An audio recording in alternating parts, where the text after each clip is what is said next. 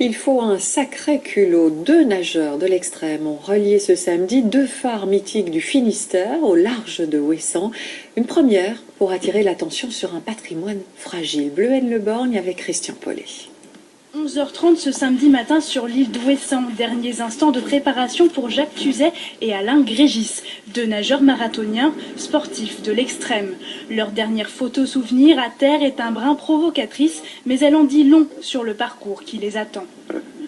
Le Fromveur est réputé pour ses courants, et donc le risque, c'est d'être remporté par ces fameux courants qui sont assez violents.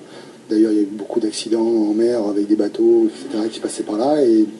Et en fin de compte, on fait surtout cette traversée-là pour faire parler des phares, justement, qui sont maintenant laissés à l'abandon. Moi, j'essaie toujours, dans la mesure du possible, d'associer une cause caritative. Voilà. Donc ça, c'est mon moteur, finalement. C'est à la fois accomplir des traversées dans des cadres un peu exceptionnels, des sites naturels, des sites remarquables et plutôt prestigieux, on va dire, et des sites qui ont une histoire assez importante.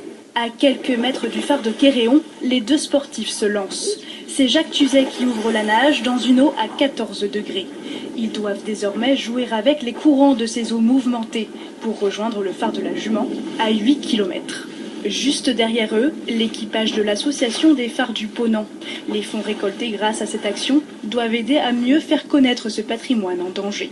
On a des craintes sur le devenir de nos phares, d'abord pour la signalisation, mais également pour le bâti.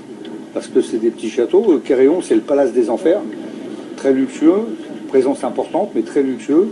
Et donc, il y a des dégâts, il faut les réparer. Après 2 heures de nage, Jacques Tuzet atteint enfin le phare de la Jument. Un moment d'émotion. Félicitations. Merci. C'est bien. C'est assez impressionnant quand même.